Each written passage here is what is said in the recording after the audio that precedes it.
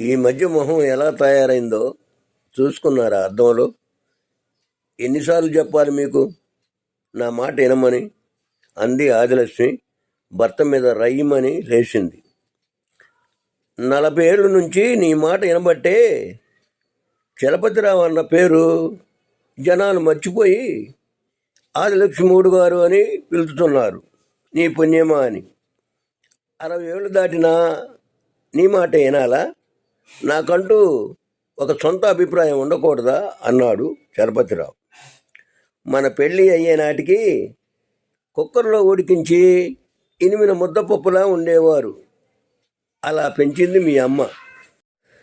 మిమ్మల్ని స్నేహితులందరూ ముద్దుగా బూరె అని పిలిచేవారట.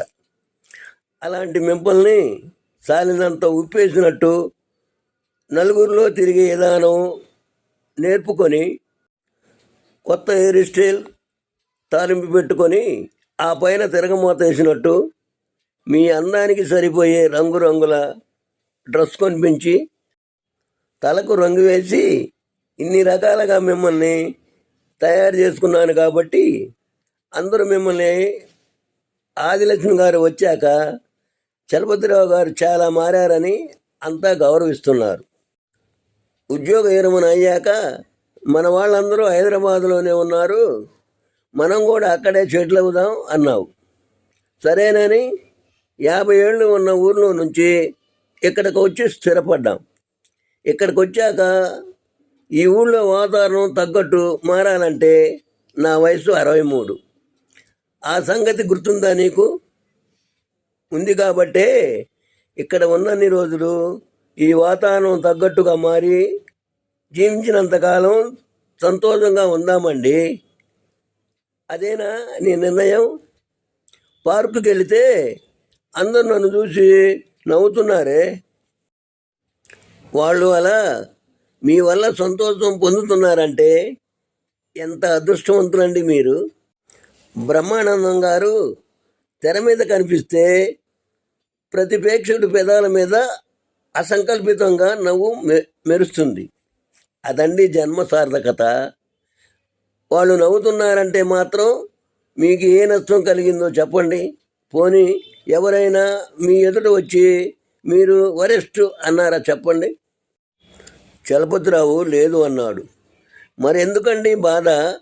కొద్ది రోజులు నేను చెప్పినట్లు వినండి. పార్కులో అందరూ మిమ్మల్ని ఫాలో అవ్వకపోతే నా పేరు ఆదిలక్ష్మి కాదు. రండి, టిఫిన్ చేద్దాం. చలపతిరావు ఏ భావం కనిపించనీయకుండా ఆమె వెనక నడిచాడు. టిఫిన్ చేస్తున్నంతసేపు అతని బుర్ర పాదరసంలా ఆలోచిస్తూనే ఉంది. మీ అభిప్రాయం 100కి 100 పాళ్ళు తప్పని భార్య చేత చెప్పించాలని. పడుకున్నాడే కానీ అతనికి నిద్ర పట్టలేదు. పక్కన ఆదిలక్ష్మి దీర్ఘ నిద్రలో జారుకున్నట్లు సన్నగా ఆమె పెడుతున్న గుర్రు తెలుస్తుంది. తమ ఊరిలో ఉన్నంతకాలం ఆదిలక్ష్మి తాను మంచి పేరు తెచ్చుకున్నారు. ఎవరు ఏ ఫంక్షన్కు పిలిచినా బాధ్యతలు తీరిపోవటంతో తప్పకుండా వెళ్ళేవాళ్ళు తామిద్దరు. మీ దంపతులదే మాకు మా పిల్లలకు తొలి ఆశీర్వాదం అనేవారు. హైదరాబాద్ వచ్చాక మొదటిసారి అపార్ట్మెంట్లో పెద్ద ఫంక్షన్ జరుగుతుంది.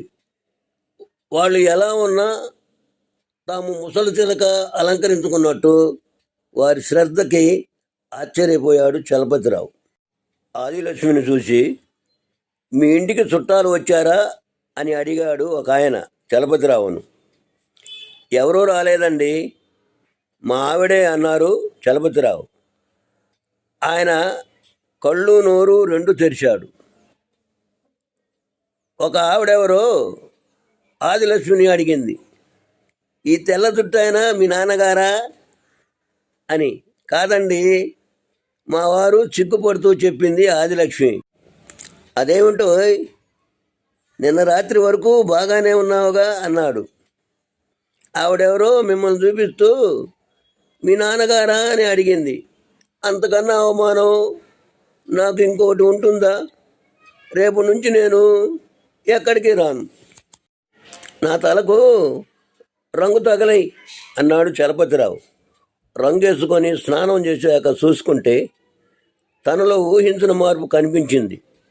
లోపల మనసు సంతోషపడింది. ఎంత బాగున్నారో ఇప్పుడు, ఎవరైనా నోరు ఎత్తనియండి చెబుతాను అంది ఆదిలక్ష్మి. నిజంగా మళ్ళీ అపార్ట్మెంట్లో ఒక్కరు కూడా నోరెత్తలేదు. ఈ వయసులో కూడా ఎంత ముచ్చటగా ఉన్నారో, ఉంటే అలా ఉండాలి దంట అని అందరూ అనుకుంటున్నారు. మరునాడు భర్త కాఫీ కలిపి తీసుకొచ్చిన ఆదిలక్ష్మికి భర్త హాల్లో కనిపించబోవటంతో ఇల్లంతా ఎతుకుతూనే ఉంది. చల్లగా 8 దాటాక వచ్చాడు చలపతిరావు. మొగును చూస్తేనే ముందు కవ్వుమంది. దాని కారణం చలపతిరావు డిప్ప చుట్టూ మిషన్తో గొరిగించుకొని చుట్టూ తెల్లటి తెలుపు జుట్టు కనిపిస్తుంది. నెత్తి మీద నల్లటి జుట్టు నిలబడి ఉండి black and white hero Shobhan బాబులా ఉన్నాడు.